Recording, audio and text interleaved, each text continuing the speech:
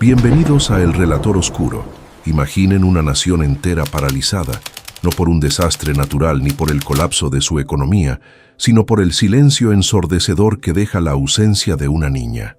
El año 2017 marcó un punto de inflexión definitivo en la conciencia colectiva de la República Dominicana. Fue el año en que las estadísticas frías de violencia se transformaron en un nombre y un rostro que nadie podría olvidar: Emily Peguero Polanco. Su desaparición y posterior hallazgo no fue solo un crimen pasional, fue un evento sísmico que expuso las grietas profundas de un sistema donde el dinero y la influencia política a menudo intentan comprar la impunidad. Esta historia que vamos a diseccionar hoy trasciende la brutalidad física. Es una narrativa compleja que entrelaza la tortura medieval con la moderna manipulación mediática. En el centro de esta tragedia se encontraban dos familias separadas por un abismo de recursos financieros y poder social: los Peguero, trabajadores humildes, y los Martínez, un clan protegido por la política local y la arrogancia de creerse intocables.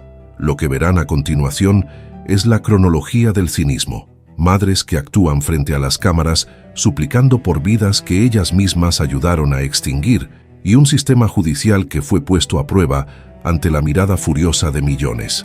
Prepárense, porque lo que descubriremos en esta autopsia social, jurídica y política redefinió el concepto de justicia en el Caribe. Para comprender verdaderamente la magnitud de esta tragedia, es imperativo que nos detengamos a analizar a los jugadores en este tablero macabro. En los crímenes de esta naturaleza, la psicología de los involucrados y sus posiciones en la escala social dictan no solo la ejecución del acto, sino la confianza ciega en que podrán salir impunes, ahorrándose el costo moral y penal de sus acciones. Emily Peguero Polanco tenía solo 16 años. Vivía en la comunidad de Cenoví, en la provincia de Duarte. Quienes la conocían la describían como una joven llena de vida, profundamente apegada a su familia y con sueños que apenas comenzaban a tomar forma. Sin embargo, Emily se encontraba en una situación de extrema vulnerabilidad estructural y personal. Estaba embarazada de 5 meses. En muchas sociedades latinoamericanas, el embarazo adolescente es un fenómeno recurrente que a menudo coloca a las jóvenes en situaciones de dependencia económica y emocional frente a sus parejas y las familias de estas. Emily no fue la excepción. Su ingenuidad y su esperanza en el futuro la cegaron ante el peligro real que representaban las personas en las que confiaba. Del otro lado de esta ecuación estaba Marlon Martínez, el novio y padre del niño que Emily llevaba en su vientre. Marlon era un ciudadano con doble nacionalidad, dominicana y norteamericana, un estatus que en la región a menudo se asocia con privilegios y una red de seguridad que el ciudadano común no posee. El análisis de su comportamiento a lo largo del caso sugiere una personalidad inmadura, volátil y, lo más peligroso, profundamente dependiente de la figura materna. A pesar de tener acceso a recursos y dinero que podrían haberle permitido manejar la situación de otra manera, Marlon optó por la vía de la violencia. Durante las audiencias, se le veía constantemente buscando la mirada de su madre, como un niño que ha roto un juguete caro y espera que ella pague la factura o arregle el desastre. Y luego tenemos a la arquitecta de la sombra, Marlene Martínez. En el momento del crimen, Marlene no era una ciudadana cualquiera. Ocupaba el cargo de subdirectora de la Dirección General de Pasaportes y era una militante activa del Partido Revolucionario Dominicano, PRD, aliado al gobierno de turno. Marlene representaba la élite política de San Francisco de Macorís. Su perfil es el más complejo y oscuro de esta historia. Ella personificaba una mentalidad donde el poder político y la solvencia financiera sirven como un escudo impenetrable contra la ley. Su reacción inicial al enterarse de la situación no fue la de una madre que busca hacer lo correcto, sino la de una gestora de crisis que moviliza capital y logística para borrar un problema. La frase que luego pronunciaría, "Yo actué como una madre", se convertiría en un símbolo de distorsión moral absoluta.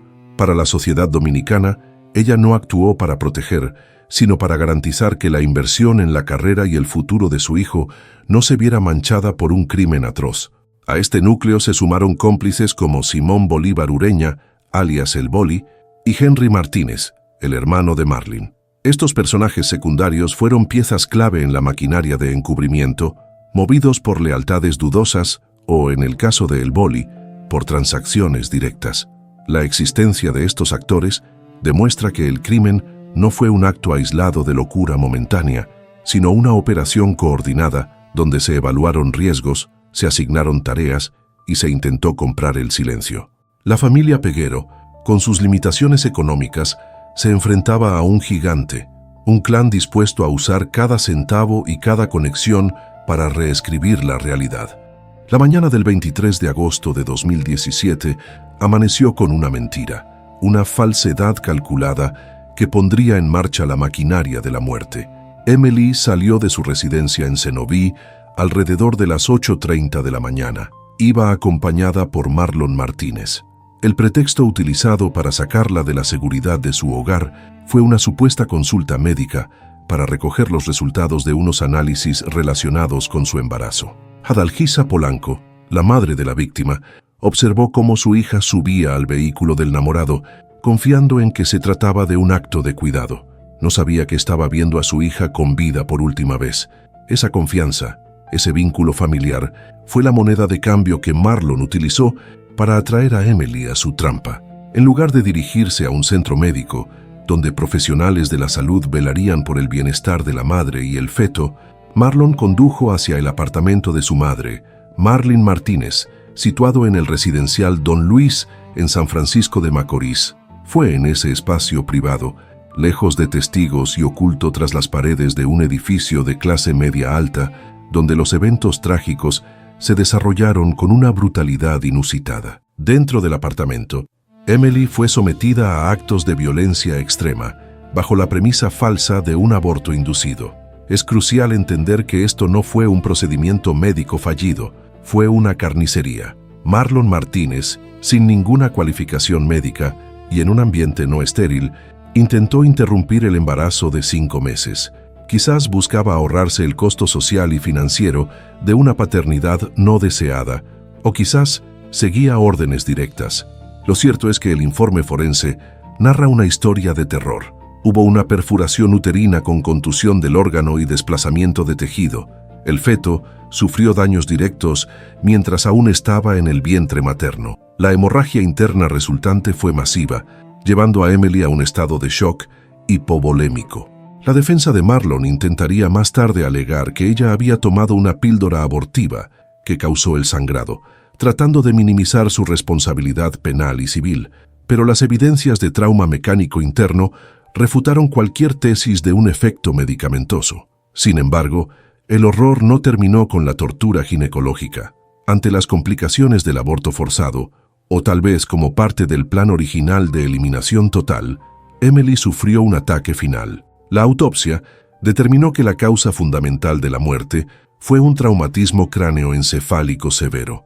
Su cráneo fue fracturado con tal violencia que hubo hundimiento óseo y hemorragia cerebral. El tribunal clasificaría estos actos no solo como homicidio, sino como tortura y barbarie, dada la agonía prolongada infligida a la víctima. Imaginemos por un segundo la escena. Una joven de 16 años, desangrándose, traicionada por la persona que decía amarla, recibiendo un golpe mortal en un lugar donde debería haber estado segura. Tras la muerte, comenzó la fase logística. Las cámaras de seguridad del edificio capturaron el momento en que Marlon Martínez transportaba un saco fuera del apartamento. Se presume que dentro iba el cuerpo de Emily. El testimonio del seguridad del edificio, Kelvin Jiménez, fue vital, ya que vio a Marlon cargar el peso muerto, contradiciendo la versión inicial del acusado de que la había dejado en una gasolinera. Aquí vemos cómo el valor de la vida humana se redujo a un problema logístico, un bulto que debía ser descartado para evitar que la carrera política de Marlene y la libertad de Marlon se vieran comprometidas. No hubo intento de socorro, no hubo llamada a emergencias, solo hubo una fría y calculadora limpieza de la escena del crimen, un intento desesperado por proteger su capital social a costa de la dignidad de una niña muerta.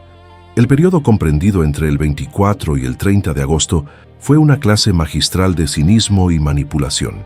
Mientras la familia Peguero vivía la angustia de la incertidumbre, gastando sus escasos recursos en búsquedas desesperadas, La familia Martínez puso en marcha una estrategia de desinformación diseñada para ganar tiempo.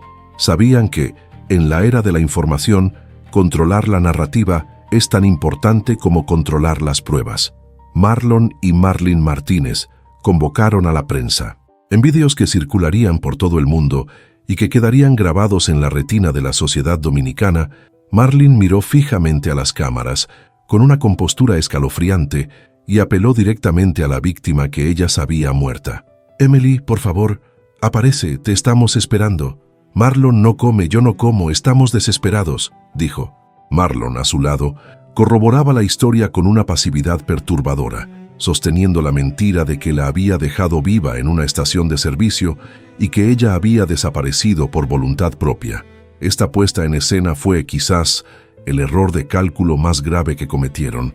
Subestimaron la inteligencia del público y la capacidad de análisis de los expertos en conducta. Esa actuación, realizada para proteger sus intereses y evitar el pago de su deuda con la justicia, generó una repulsa visceral. La presión social comenzó a aumentar, las redes sociales ardían, y la madre de Emily, Adalgisa, se convirtió en un faro de dolor y verdad que no podía ser ignorado. Las autoridades, que inicialmente parecían lentas, quizás cautelosas ante el poder político de Marlene, se vieron obligadas a actuar. El 26 de agosto, Marlon Martínez fue detenido tras caer en múltiples contradicciones durante los interrogatorios. El Ministerio Público impuso 3 meses de prisión preventiva, pero la verdad sobre el paradero de Emily seguía oculta. El 28 de agosto, la situación dio un giro forense. Las autoridades realizaron un allanamiento minucioso en el apartamento de Marlene. A pesar de los intentos de limpieza, la ciencia forense prevaleció. El descubrimiento de evidencias biológicas en el mobiliario transformó el caso de una desaparición a un homicidio probable. La sangre no miente, y esa sangre gritaba la verdad que los Martínez intentaban silenciar con su influencia y dinero. Sintiendo que el cerco se cerraba y con la opinión pública volviéndose violentamente en su contra, Marlene Martínez decidió entregarse a las autoridades el 30 de agosto. Sin embargo, incluso en su rendición, mantuvo la postura de mártir. Alegó inocencia material, intentando separar su imagen de la carnicería cometida por su hijo. Simultáneamente, Marlon confesó el asesinato, pero en un último acto de crueldad, mintió sobre la ubicación del cuerpo, indicando que lo había arrojado en un vertedero en Cenoví. Esta mentira no fue gratuita. Tuvo un costo emocional devastador para la familia Peguero y movilizó recursos policiales hacia un lugar falso, prolongando la agonía y demostrando que, hasta el último momento, intentaron jugar con el sistema. La mentira del vertedero no se sostuvo. La investigación criminal, impulsada por la necesidad de resultados y la presión mediática, encontró una brecha en la armadura de los Martínez a través de la figura de Simón Bolívar Ureña, alias El Boli. Aquí es donde el papel del dinero se hace explícito y tangible. El Boli no actuó por lealtad ciega, sino dentro de una lógica transaccional. Para llegar a la verdad, el Ministerio Público tuvo que tomar una decisión pragmática y controvertida: ofrecer un criterio de oportunidad a El Boli. A cambio de la extinción de la acción penal en su contra, él accedió a revelar los detalles de la operación de encubrimiento. Confesó que Marlene lo había contratado y le había pagado la suma de 100,000 pesos para deshacerse del cadáver. Esos 100,000 pesos fueron el precio que Marlene puso a la dignidad de Emily Peguero. Esa transacción financiera fue la prueba definitiva que vinculó a la madre directamente con la logística post-crimen, destruyendo su defensa de ignorancia. Gracias a esta delación, las autoridades llegaron a la comunidad de La Guama, en el municipio de Cayetano Hermosén, la noche del 31 de agosto. Lo que encontraron fue una escena grotesca que desafía toda descripción humana. El cuerpo de Emily estaba dentro de una maleta de viaje, abandonada al borde de una carretera oscura. El estado del cadáver contaba la historia del periplo macabro al que había sido sometido. Estaba en avanzado estado de descomposición. La presión ejercida para hacer caber el cuerpo en la maleta había causado fracturas adicionales post-mortem en las piernas y la columna vertebral. La investigación reveló que el cuerpo no había permanecido en un solo lugar. Había sido movido del apartamento al maletero de un coche, posiblemente almacenado temporalmente en una propiedad vinculada a la familia Martínez, antes de ser finalmente descartado en La Guama. Esta logística de traslado constante, orquestada por Marlin y ejecutada con la ayuda de El Boli y su hermano Henry, tenía un único objetivo: dificultar la localización y destruir evidencias forenses. Cada movimiento, cada traslado, requería recursos, vehículos y coordinación. Fue una operación costosa en términos de riesgo y logística, financiada por la desesperación de mantener el status quo de una familia poderosa. La identificación inicial fue difícil debido al estado del cuerpo, pero la ropa coincidía con la que Emily llevaba el día de su desaparición. La confirmación forense trajo un cierre a la búsqueda, pero abrió las puertas al infierno judicial que estaba por venir. La autopsia reveló detalles adicionales que helaron la sangre de los peritos y confirmaron la deshumanización absoluta de la víctima. El cuerpo presentaba signos que sugerían no solo el trauma mecánico, sino un manejo despiadado post-mortem para acelerar el proceso de descomposición. Se encontraron indicios de que intentaron utilizar agentes químicos, una inversión macabra de recursos para borrar la identidad de Emily lo más rápido posible. Este nivel de planificación demuestra que los Martínez no estaban lidiando simplemente con el pánico del momento, sino ejecutando un plan de control de daños donde el costo de los materiales y la logística se pagó con frialdad calculadora, tratando a la víctima como un simple pasivo tóxico que debía ser eliminado del balance familiar a cualquier precio. El juicio por el asesinato de Emily Peguero se convirtió en el evento mediático de la década en la República Dominicana. Fue transmitido en vivo, seguido por millones de personas que exigían no solo justicia legal, sino una retribución moral. El Ministerio Público enfrentaba el desafío monumental de probar no solo la autoría material de Marlon, sino la compleja red de complicidad tejida por Marlin. En noviembre de 2018, el segundo Tribunal Colegiado de San Francisco de Macorís dictó sentencia. Marlon Martínez fue condenado a 30 años de prisión, la pena máxima permitida por el Código Penal Dominicano, por homicidio voluntario, actos de barbarie y aborto. La contundencia de las pruebas forenses y su propia confesión hicieron imposible cualquier otra salida. Sin embargo, la sentencia de Marlin Martínez provocó un estallido social. Fue condenada a 5 años de prisión por ocultamiento de cadáver y sustracción de menores. El tribunal argumentó que, técnicamente, no había pruebas de que ella participara en el momento exacto del asesinato, sino solo en lo que vino después. Para la sociedad, que veía en ella a la autora intelectual y la financiadora del encubrimiento, 5 años parecían una burla, un descuento inaceptable en la factura de la justicia. Pero el caso no terminó ahí. Siguió una batalla de apelaciones que expuso las limitaciones del Código Penal. En 2019, la Corte de Apelación redujo aún más la pena de Marlin, de 5 años a solo 2 años. Los jueces anularon el cargo de sustracción de menores, argumentando que Emily había salido voluntariamente con su novio. Solo quedó en pie el delito de ocultamiento de cadáver. Legalmente, la decisión se ajustaba a un código arcaico que diferencia tajantemente entre ser cómplice, antes o durante el hecho, y encubridor, después del hecho. Socialmente, fue devastador.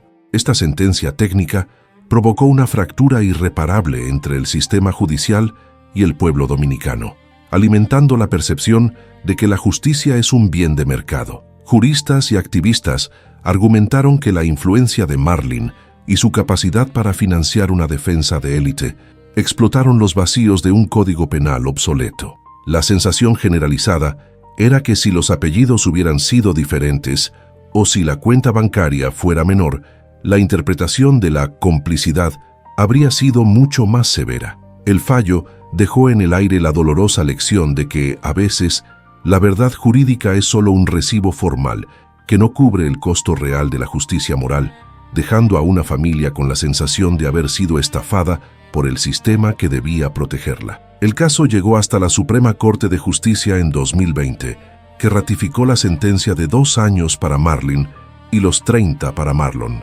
Como Marlin había estado en prisión preventiva desde 2017, para cuando se dictó la sentencia final, ya había cumplido su tiempo. Fue liberada en septiembre de 2020. Salió de la cárcel habiendo saldado su deuda con la ley, pero con una deuda moral impagable ante la sociedad. Su libertad fue vista como el triunfo del formalismo legal sobre la justicia sustancial, dejando un sabor amargo en la boca de un país que sentía que el dinero y el poder habían logrado, una vez más, suavizar el golpe de la justicia.